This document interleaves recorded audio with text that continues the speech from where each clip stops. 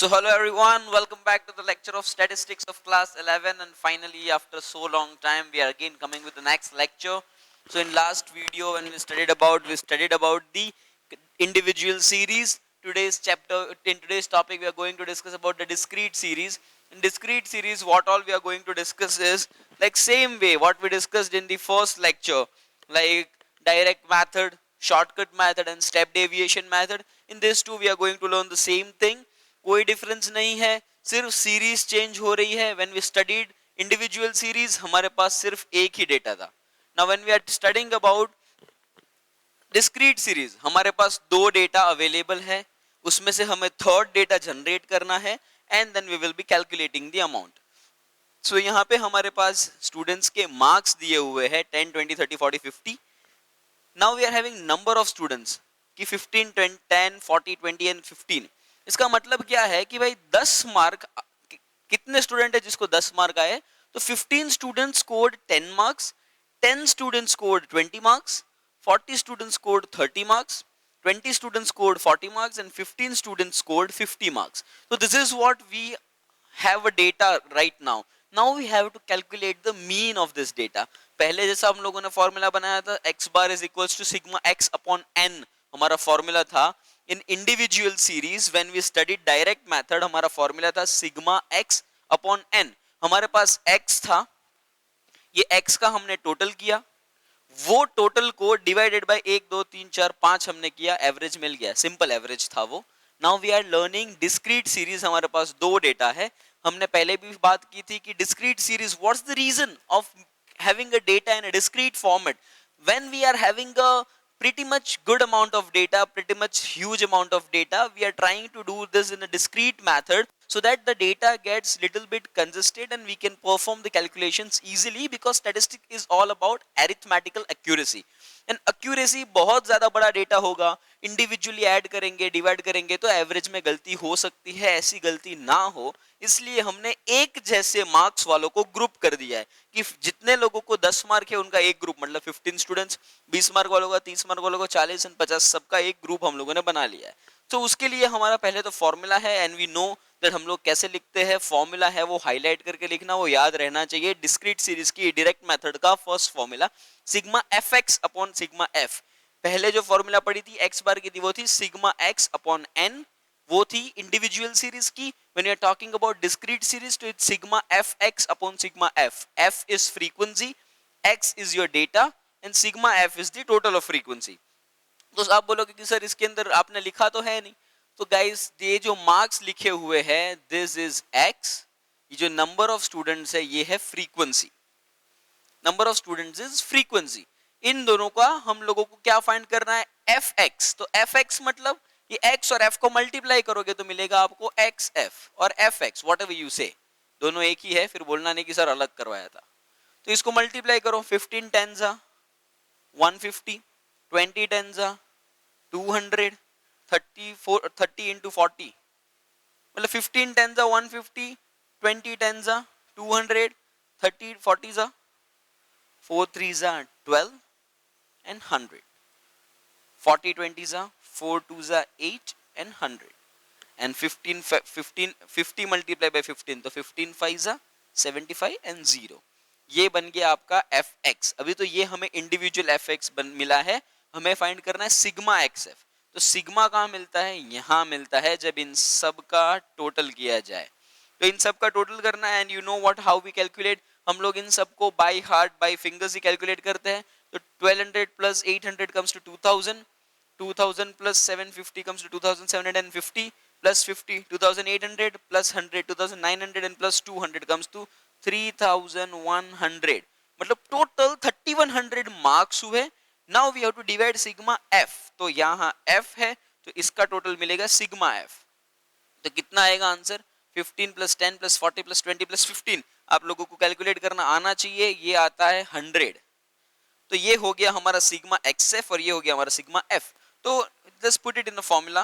Formula में अगर इसको लग के लिखेंगे तो क्या होएगा, एक्स बार तो हमने लिखा हुआ है, तो X bar is equal to sigma F X की जगह ये वैल्यू रिप्लेस कर दो 3100 और सिग्मा एफ की जगह पे ये वैल्यू रिप्लेस करनी है that is 100 you know 0 0 cut, तो एवरेज आती है 31 की, तो ये हो गया हमारा x बार।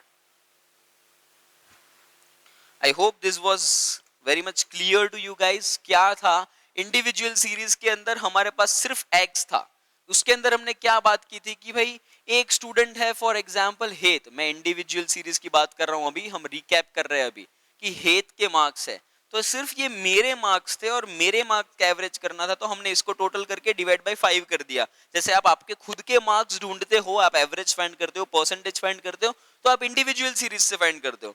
लेकिन जब हमें पूरे क्लास का एवरेज फाइंड करना है कि भाई पूरे क्लास में एवरेज मार्क्स कितने हैं, तब आता है discrete series, and it will becomes equals to how much?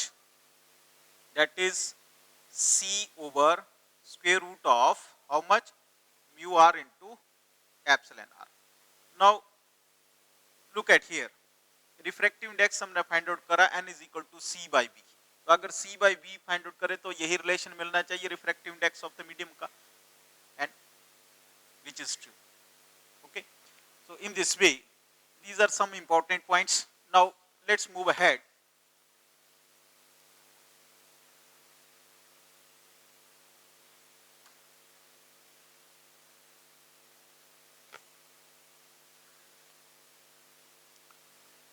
The next is average energy density of electromagnetic wave. Okay, means to say it is defined as the energy per unit volume in the of the space in which the electromagnetic wave travels. Okay, now in order to derive the expression for it, energy per unit volume of the space in which this wave travels, so first of all for static fields we will as we know that the value of the electric energy density and magnetic energy density are given by the formula.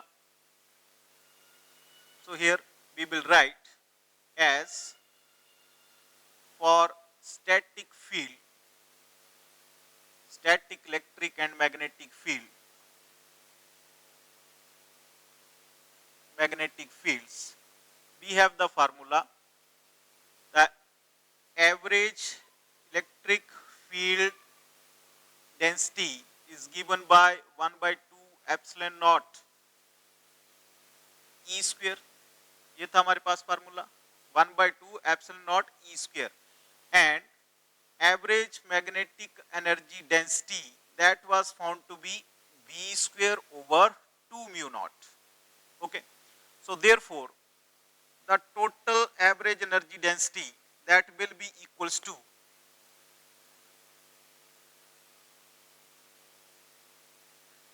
therefore total average energy density, that is U will be equals to how much? Sum of these two, UE plus UB, like as. So substituting the value, what we get 1 by 2 epsilon naught E square plus B square over 2 mu naught. Let it be question number 1. Okay. अब बोलते हैं since electromagnetic waves travel sinusoidally in space, okay, with time, so these E instead of E we will write ERMS, that a root mean square value of the field, and B instead of B we will write a BRMS. Since the electromagnetic wave travels in the space, travels sinusoidally,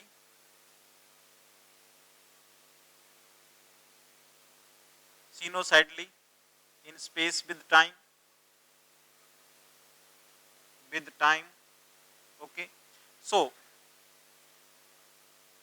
replacing, so it will be better to replace, सम में भी 31 मिला था, यहाँ पे भी don't forget, यहाँ पे हम लोगों ने 100/100 किया है, ए अकेला होता है, अगर 30 प्लस 100/100 किया तो 130 डिवाइड बाय 100 हो जाएगा, तो आपका आंसर 1.3 हो जाएगा। इट इज रॉन्ग, आपका आंसर ऐसे ही आना चाहिए, एफ डी के अपॉन में एफ है, ए के नीचे कुछ भी नहीं है, ए इज अलोन। अब सर आप हम तो भूल गए सर कि आपने a प्लस क्यों करवाया था। अरे a प्लस क्यों करवाया था, क्योंकि यहां से हम लोगों ने a माइनस किया था। a माइनस क्यों किया कि अगर यहां से मैं a माइनस नहीं करता, फॉर एग्जाम्पल यहां से मैं a माइनस नहीं करता, तो पहले तो हम लोगों को d नहीं मिलता, d नहीं मिलता। अगर d नहीं मिलता तो fd नहीं मिलता। अभी d मतलब डिफरेंस, एज्यूम्ड मीन और x का जो डिफरेंस है वो। तो सर ऐसा झंझट क्यों करवाया, उससे अच्छा तो हम लोग डायरेक्ट मल्टीप्लाई करते जाते ना फ्रीक्वेंसी। और इसका नहीं हो सकता, हम लोगों को सीरीज छोटा करना था। हम लोगों को सीरीज छोटा करने के लिए क्या करना पड़ा, माइनस करना पड़ा। 30 में से 10 को माइनस किया तो -20 मिला। अब इन दोनों का मल्टीप्लाई किया तो पहले जो हमने माइनस किया वो अभी हम लोग ऐड कर देंगे। सिंपल है। हमको एट द एंड तो जो पहला फॉर्मूला हमने पढ़ा, कौन सा पढ़ा, डायरेक्ट मेथड नहीं है ये शॉर्टकट मेथड है। नाम चेंज करना मैं भूल गया था यहाँ पे। This is your shortcut method, don't forget it. ये शॉर्टकट मेथड पढ़ रहे हैं। तो यहाँ पे पहले में जो माइनस किया, वापस माइनस किया तो जो अगर ये सीरीज के अंदर कुछ भी चेंज किया तो पहली वाली सीरीज जैसा आंसर नहीं आएगा। बट हमें करना तो था ही, तो हमने माइनस किया। तो अब पहले जैसे कैसे करेंगे, जो माइनस किया वो ऐड कर दो तो वापस answer at the end tally हो जाएगा। इसके बाद जो स्टेप डेविएशन है उसके अंदर हम लोग सी लेते हैं, कॉमन फैक्टर। मतलब ऐसा नंबर जो इन सबको इक्वली डिस्ट्रीब्यूट कर सके, सारे नंबर डिवाइड हो सके। तो यहाँ पे मेरे हिसाब से कॉमन फैक्टर क्या आना चाहिए, 10। क्यों, क्योंकि सारे नंबर 10 से डिवाइड होते हैं। तो अगर यहाँ हम स्टेप डेविएशन में 10 से डिवाइड करेंगे तो फॉर्मूला में हम 10 मल्टीप्लाई कर देंगे तो ही आंसर कॉम्पनसेट होता है। अगर मैं आपको बोलूं कि आप अभी के लिए गिनती करने के लिए 17 चॉकलेट्स आपके पास है, अगर मैं आपको बोलूं कि आपको फटाफट चॉकलेट्स गिननी है, तो आप क्या करोगे, पहले 7 चॉकलेट्स निकाल के साइड में रख दोगे, फिर बाकी की 10 गिनोगे। हाँ, you will say that sir हमको 17 तक गिनती आती है। I am just giving you ना हायर एंड कि हम लोग कैसे करते हैं। अगर मैं आपको 20 मल्टीप्लाई बाय 21 दूंगा तो व्हाट विल यू डू, पहले लोग 20 मल्टीप्लाई बाय 20 करेंगे, फिर 20 मल्टीप्लाई बाय 1 ऐड कर देंगे। This is how the normal maths is done. तो यही वो चीज है, पहले हमने अज्यूम्ड मीन माइनस किया क्योंकि हमारा कैलकुलेशन इजी हो जाए। अभी माइनस किया तो वापस ऐड भी करेंगे तो ही आंसर सेम आएगा, वरना आंसर सेम नहीं आएगा। तो दिस वाज वन थिंग। ये हो गया आपका shortcut method. And now let's talk about a step deviation method in the same formula. तो सर ये, हाँ ये हटा दो, अभी फिर से लिखना पड़ेगा, लिखेंगे कोई बात नहीं। मजदूरी करने के लिए कतराना मत, अभी मजदूरी नहीं करे तो एग्जाम के अंदर मार्क्स भी नहीं मिलेंगे। So just keep working, practice करो। अभी तो कुछ भी नहीं है, आगे चैप्टर टफ होते जाएंगे, इसलिए अभी से प्रैक्टिस करोगे तो ही फायदा होगा। सर अभी तो अभी हम करेंगे step deviation method. Step deviation है ये, फुलफिल अपने आप कर लेना, इतने तो आप मैच्योर हो दैट आपको पता चले कि मैं क्या लिखना चाहता हूँ। स्टेप डेविएशन की फॉर्मूला क्या है, तो सर हर एक फॉर्मूला में पिछली फॉर्मूला तो होती ही है, आगे कुछ ऐड और होता है। तो यहाँ पे भी ए तो आएगा ही, क्योंकि अगर ए निकाल देंगे तो आगे जो हमने सीरीज छोटी की थी वो वापस बड़ी हो जाएगी, तो वो तो छोटी रखनी है, अब हम और छोटी करेंगे सीरीज, इसलिए हम लोग ए तो रखेंगे। प्लस सर क्या करेंगे, अब हम निकालेंगे sigma d dash. Sigma d dash, हाँ sigma d dash. Sigma d dash क्या होता है वो मैं आपको बताता हूँ। तो यहाँ आएगा sigma f d dash upon sigma f into c. पहले भी यही फॉर्मूला था, a plus sigma x upon n into c, step deviation method of individual series. Okay sir, तो फिर डी डैश कैसे मिलेगा, हाँ हाँ बता रहा हूँ रुको। तो कैसे आएगा, let's find out first of all D. D कैसे ढूंढा था, डी आता है आप लोगों को ढूंढना, डोंट टेल मी दैट नहीं आता है। नहीं आता है तो फिर सीखना पड़ेगा वीडियो रिवाइंड करके, क्योंकि मैं फिर से नहीं सिखाने वाला। डी कैसे मिलेगा, ए तो अज्यूम कर लिया, डी का फॉर्मूला है एक्स माइनस ए, सेम डी अज्यूम करते हैं 30, तो यहाँ पे आएगा -20, यहाँ पे आएगा -10, यहाँ पे 0, यहाँ पे 10, यहाँ पे 20, और ये अपना हो रहा था सिग्मा डी 0। तो सर डी डैश क्या आता है, अरे रुक तो जाओ भाई रुक तो जाओ, सिग्मा डी डैश क्या आता है पहले इतना तो लिख लो। अभी डी डैश का वैल्यू क्या आता है, d dash is equals to d upon c. अरे सर सी तो है ही नहीं, हाँ ढूंढ रहे रुको ढूंढ रहे। डी डैश की फॉर्मूला है डी अपॉन सी, मतलब सर तो ये डेविएशन तो हमने पहले भी ढूंढा ना, पहले के फिगर में भी, शॉर्टकट मेथड में भी डी ढूंढा, बट ये डी भी हमको लगता है सर ये डी बहुत टफ पड़ रहा है, सर ये नहीं होएगा हम लोगों से, आप इसको कुछ और छोटा करो। तो कुछ नहीं, आप लोगों को 15 मल्टीप्लाई बाय -20 करने में प्रॉब्लम हो रहा था, तो इसको और छोटा करूंगा तो इजी हो जाएगा ना। हाँ इजी हो जाएगा, कैसे होएगा, तो सी एज्यूम करेंगे। अभी सी इसमें से लेना जरूरी नहीं है, दिमाग लगाना है सी के लिए। मतलब आपको ऐसा कोई नंबर लेना है जो सारे के सारे पूरे सीरीज को डिवाइड कर सके। सब में 20 10 10 20, मतलब सब में 10 के फैक्टर्स आ रहे हैं। तो इसका मतलब कि मैं सी 10 लूंगा तो सारे नंबर डिवाइड होंगे और छोटे भी हो जाएंगे। तो ऐसे ट्राई करते, हो रहा है कि नहीं।